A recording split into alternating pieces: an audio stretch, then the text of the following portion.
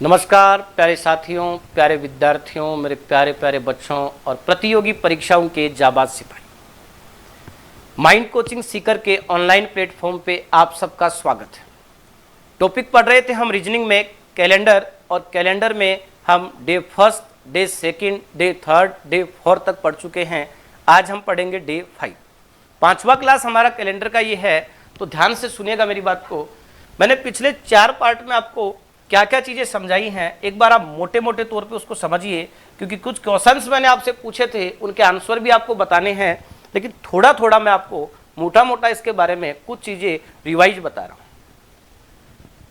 Topic पूरा होने से पहले जो चीज़ें मुझे ऐसे लगती हैं कि आपको कम याद रहेंगी या भूल सकते हैं, मैं उनको इतनी बार रिवाइज कर दूंगा कि आपको किसी प्रकार की कोई समस्या नहीं आएगी, क्योंकि हमें पता है कि एक विद्यार्थी के सामने क्या क्या समस्या आती है। हम ऑफलाइन बैचेज में निरंतर रूप से देखते हैं, तो उन सभी चीज़ों को मैं यहाँ वैसे का वैसे ही लेके चल रहा हूँ। देखिए हमने क्या बात की थी। हमने मुख्य बात ये की थी कि कैलेंडर जो शब्द है, ये जो बना है, ये बना है कैलेंडर से। थोड़ा सा रिवाइज करेंगे, पूरा नहीं, ध्यान से सुनिए मुख्य मुख्य बातों पे, तो ध्यान, पूरा ध्यान बना के रखना। पढ़ रखा आपने, फिर भी पूरा ध्यान बना के रखना। कैलेंडर जो शब्द है वो बना है कैलेंडर से, जिसका चीनी सभ्यता में अर्थ लिया जाता था चिल्लाने से, क्योंकि वहां पर एक व्यक्ति मुनादी पीट पीट कर, चिल्ला चिल्ला कर हमें बताता था कौन सा दिन है, त्योहार है, व्रत है, नील नदी में बाढ़ आएगी या वर्षा होगी, इत्यादि बातें हम आपको बता चुके हैं। और यह इसकी उत्पत्ति, या हमने इसको सही रूप से कहाँ से लिया है, सार्थकता इसकी कहाँ से ली गई है, तो वो ली गई है लैटिन भाषा से, क्योंकि लैटिन भाषा में इसका अर्थ लिया गया है हिसाब किताब के दिन से। ध्यान से सुनिए, कैलेंडर शब्द कैलेंडर से बना है। कैलेंडर्स का चीनी सभ्यता में अर्थ लिया जाता था चिल्लाना, और लैटिन भाषा में इसका अर्थ है हिसाब किताब से। और कैलेंडर जो सार्थकता है वो हिसाब किताब के दिन से ही है, समय को समन्वित करने से ही है। इसलिए जब भी आपको पूछा जाए कि कैलेंडर शब्द किस भाषा से लिया गया, या कैलेंडर शब्द जो है उसकी उत्पत्ति किस भाषा के शब्द से हुई, तो आप बोलोगे लैटिन भाषा के शब्द से। धीरे धीरे मैंने आपको बताया था कि जैसे जैसे संस्कृति, सभ्यता और मानव विकास हुआ, हमें समय की महत्ता अनुभव होने लगी, तो हम धीरे धीरे कैलेंडर बनाने की ओर अग्रसर हुए। सर्वप्रथम जो कैलेंडर हमारे सामने सौर वर्ष के साथ नजदीकी शुद्धता दर्शाने वाला आया, वो आया 45 ईसा पूर्व। और 45 ईसा पूर्व जो कैलेंडर आया था वह था जूलियस सीजर द्वारा निर्मित कैलेंडर, जिसे हम बोलते हैं जूलियन कैलेंडर। तो यहां पर जूलियस सीजर द्वारा निर्मित कैलेंडर आया था 45 ईसा पूर्व, जिसे हम बोलते हैं जूलियन कैलेंडर। लेकिन इसमें प्रत्येक वर्ष को 365.25 दिन का माना गया था, जबकि एक सौर वर्ष जो होता है वो 365.2422 दिन का होता है। इस अशुद्धि को जो दूर किया वह कैलेंडर बनाया था यूनानी दार्शनिक पोप ग्रेगरी ने। इस अशुद्धि को दूर करने के लिए जो कैलेंडर बनाया था वो बनाया था यूनानी दार्शनिक 13वें पोप ग्रेगरी ने। उसने जो कैलेंडर बनाया था उसे हम बोलते हैं ग्रेगोरियन कैलेंडर। इस कैलेंडर को सौर वर्ष से समानता पे माना गया, और इसकी और काफ़ी सारी डिटेल्स मैं आपको पढ़ा चुका हूं, जिसमें मुख्य बातें हमने क्या देखी थी मेरे भाई, जिसमें मुख्य बात ये देख रहे थे कि एक जो सौर वर्ष होता है वो होता है 365 दिन 5 घंटे 48 मिनट और 47.5 सेकंड का। बोले तो 365.2422 दिन का। अगर प्रत्येक वर्ष को 365 का ले लिया जाएगा तो हम हर वर्ष में 0.2422 कम गिनते रहेंगे, और इस प्रकार 4 वर्ष में यह अशुद्धि जाके 0.9688 डेज की हो जाएगी। इस अशुद्धि को दूर करने के लिए ही देखिए, सबसे पहले हमने क्या देखा, प्रत्येक चौथे वर्ष में इतनी अशुद्धि रह जाएगी जो लगभग 1 दिन के बराबर है। इसलिए इस 1 दिन के बराबर, इस 1 दिन हम कम ले रहे थे, तो इसको अधिक लिया गया, इसलिए प्रत्येक चौथे दिन को 366 का लिया जाता है। और कोई लीप वर्ष, कोई वर्ष लीप का मतलब होता है अधिवर्ष, क्योंकि उसमें दिन क्या है, अधिक है या नहीं है, इसके लिए हमने प्रत्येक चौथे वर्ष में लिया। चौथे में क्यों लिया, क्योंकि चौथे में जाके ही ये त्रुटि लगभग 1 के बराबर हो पाई थी, इसलिए कोई वर्ष लीप वर्ष है या नहीं है, इस बात का पता लगाने के लिए हम चौथे वर्ष को लीप वर्ष लेते हैं, क्योंकि चौथे वर्ष में जाके ही हमारी गणना लगभग 1 के बराबर कम रहती है सौर वर्ष से, तो 1 के बराबर कम रहती है, तो इसको ठीक करने के लिए चौथे में क्या लिया गया, 1। लेकिन अगर मैं 1 के बराबर ले लेता हूं तो आप समझिए कम तो कितना ले रहे थे, 0.9688, जबकि बढ़ा कितना लिया ये, तो हम यहां पर 0.0312 जो है वो अभी ज्यादा ले बैठे, जो 100 वर्ष में जाके 3.12 के बराबर ज्यादा हो गया। ये चीजें भी थोड़ा सा मैं आपको स्पीड से बता रहा हूं, क्योंकि पीछे मैंने काफी डिटेल में पढ़ाया है। तो 100 वर्षों में 3.12 दिन ज्यादा ले लिया, तो इन 3 दिन की अशुद्धि को दूर करने के लिए हमने नियम बनाया कि शताब्दी वर्ष में 400 का भाग देके देखेंगे, 400 का भाग जाएगा तो लीप, नहीं जाएगा तो सामान्य। लेकिन फिर भी ये 0.12 दिन की जो अशुद्धि है, ये जो 400 वर्षों में जाके, 400 वर्षों में हमारा कैलेंडर 0.12 दिन की अशुद्धि करेगा, जो 3323 वर्ष पश्चात फिर से 1 दिन की हो जाएगी। इसलिए इस कैलेंडर को, जो वर्तमान में हमारे कैलेंडर चल रहा है, इस कैलेंडर को 3323 वर्ष बाद फिर से हमें 1 दिन पीछे खिसकाना पड़ेगा। देखिए क्या क्वेश्चंस मैंने आपसे पूछे थे, ध्यान से सुनना।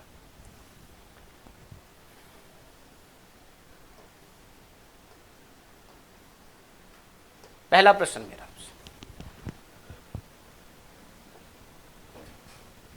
ए बी सी और डी 4 महीने हैं। ए बी सी और डी 4 महीने हैं।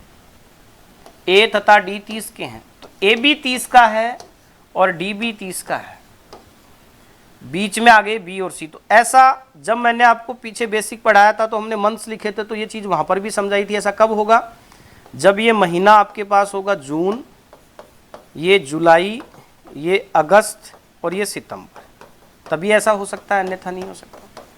ऐसे क्वेश्चन बेसिक तौर पे पूछ लिए जाते हैं, पूछे हुए भी हैं। तो 30 का, 31 का, 31 का और 30 का। तो आपसे पूछा है डी कौन सा महीना है, तो डी महीना है सितंबर। ये क्वेश्चन हमारा था। अगला क्वेश्चन क्या पूछा था, एक सौर वर्ष बराबर होता है। तो ये बात भी मैं आपको समझा चुका हूं, मैं फिर बोल रहा हूं मेरे प्यारे भाई, अगर आप वास्तविक रूप से बहुत अच्छे से पढ़ना चाहते हैं तो इसको पहले वीडियो से देखिए, आपको तमाम चीज़ें बहुत अच्छे से समझ में आएंगी। क्योंकि अभी भी मैंने बताया है, लेकिन वही चीज़ें मैं उतने ही समय के साथ दोबारा बताऊंगा, तो फिर आपको ऐसा लगेगा साहब वो वीडियो ही एक बार और अपलोड कर देते। तो आप समझिए मेरी बात को, आपको इतना तो पीछे जाना पड़ेगा कि टॉपिक तो शुरू से पढ़ना पड़ेगा, तब थोड़ी बेसिक चीज़ें आपको समझ में आएंगी।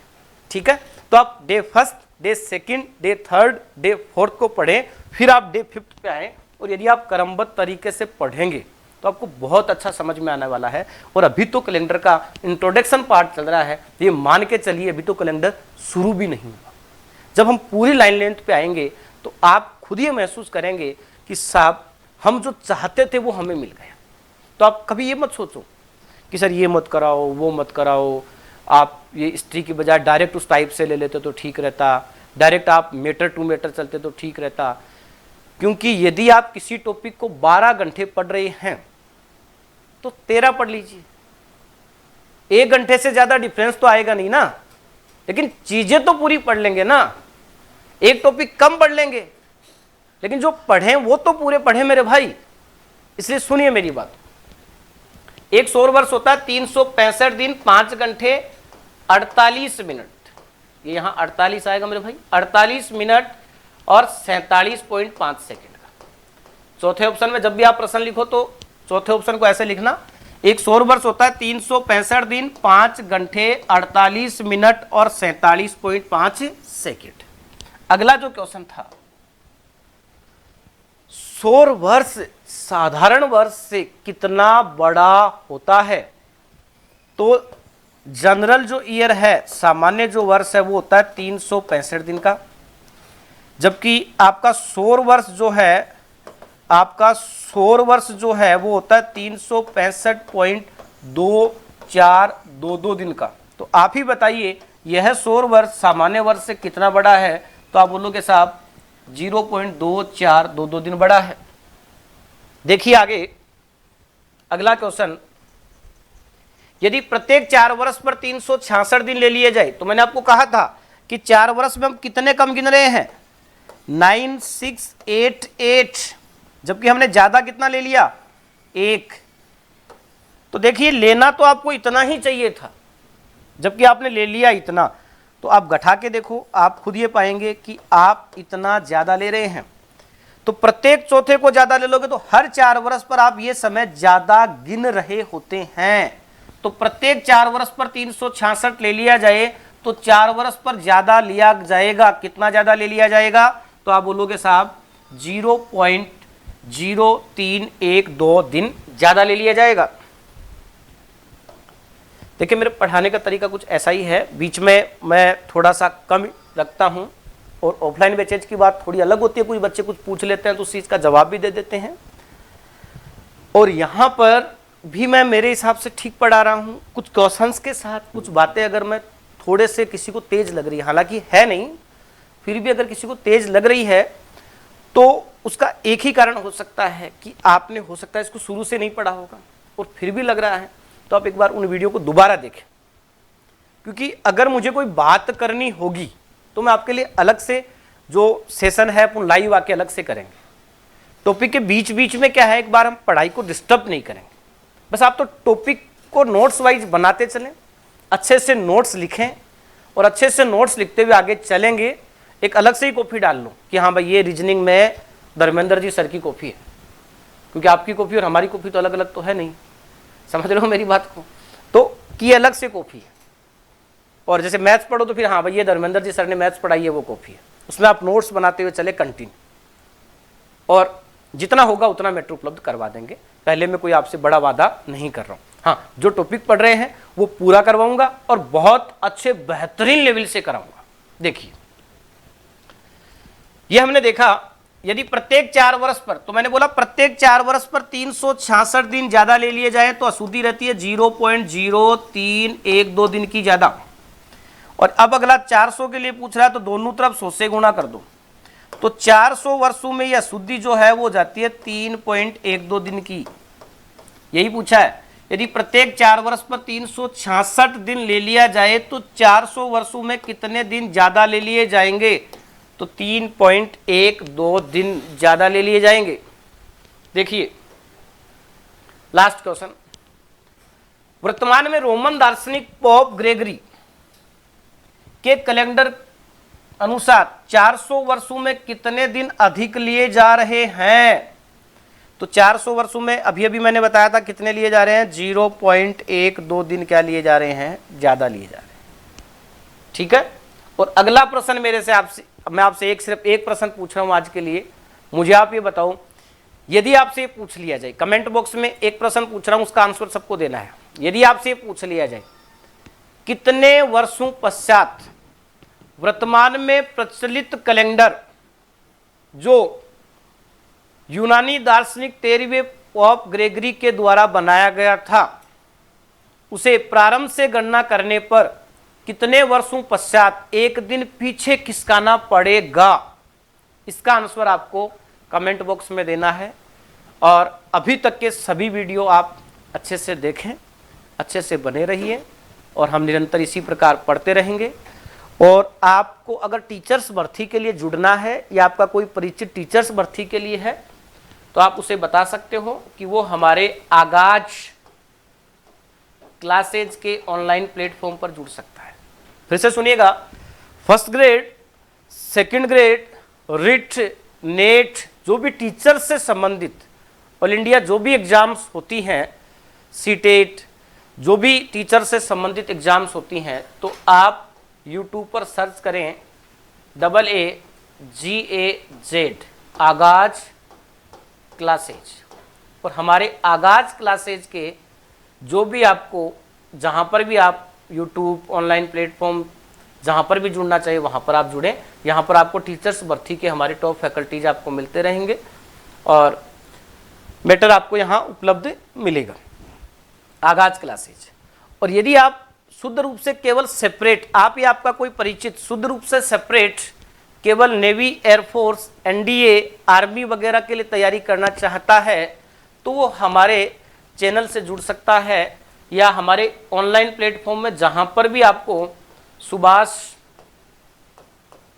Maths by Subhash sir Sikar के नाम से जो भी प्लेटफॉर्म मिले उस पर जुड़ सकता है। Maths by Subhash sir Sikar के नाम से जो भी चैनल मिले उस पर जुड़ सकता है। और भी यदि आप अधिक जानकारी चाहते हैं तो इसके लिए आप अपने टेलीग्राम पे सर्च करें आगाज क्लासेज। आप अपने टेलीग्राम पे सर्च करें आगाज क्लासेज और इस टेलीग्राम चैनल पे आप जुड़ जाइए। यहां पर आपको सभी इंफॉर्मेशन मिलती रहती है। या तो आप टेलीग्राम पे आगाज क्लासेज के चैनल पे जुड़ सकते हैं या आप चाहो तो टेलीग्राम पे आप धर्मेंद्र चौधरी माइंड सीकर के नाम से जो चैनल है उस पर आप जुड़ सकते हैं। तो टेलीग्राम पे कनेक्ट होने के दो माध्यम आपके पास हैं, एक आगाज क्लासेज और दूसरा धर्मेंद्र चौधरी माइंड सीकर के नाम से जो बना हुआ है उस पर आप ऐड हो सकते हैं। ये कुछ मुख्य बातें हैं इसलिए मैं आपको बता रहा हूं क्योंकि यहाँ से आपको स्टडी मटेरियल से संबंधित जो समस्याएं आपको आती रहती हैं हम उनको दूर करने का प्रयास करते रहते हैं। तो आप इसको एडवर्टाइजमेंट ना समझें, देखिए। और फिर भी आप समझ रहे हो तो वो आपकी इच्छा है कि देखो हम तो पढ़ा रहे हैं तो अभी भी एक प्रकार से तो एडवर्टाइजमेंट ही है।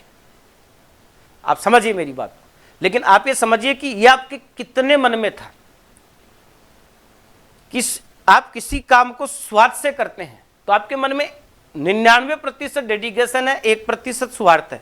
तो स्वार्थ नहीं है और हम इसी थीम पे पढ़ाते हैं। देखिए, अगर आप फिर भी आपको किसी भी प्रकार की समस्या आती है और हम आप हमसे डिस्कस करना चाहते हैं तो आप हमसे व्हाट्सएप पे संपर्क कर सकते हैं 96 10 12 86 83। बाई कॉल हो सकता है, मैं आपसे बात नहीं कर पाऊंगा, लेकिन व्हाट्सएप पे डायरेक्ट आपके पास ये माइंड कोचिंग का जो नंबर है उस पर आप हमें इन्फॉर्म कर सकते हैं। 9610128683 के नंबर पे आप व्हाट्सएप मैसेज करके कोई भी आप एजुकेशन से संबंधित इंफॉर्मेशन हमसे चाहते हैं तो आपको यहाँ से मिलती रहेगी। तो प्यारे विद्यार्थियों, मुख्य मुख्य बातें मैंने आपको बता दी हैं और आज हमने कैलेंडर टॉपिक में day first, day second, day third, day fourth के बाद डे फिफ्थ को पूरा कर लिया और आगे मिलेंगे हम रीजनिंग में कैलेंडर टॉपिक के डे सिक्स्थ के साथ। तब तक के लिए मैं आपसे चाहता हूं अलविदा। जय भारत, जय राजस्थान, जय माइंड, विजय माइंड।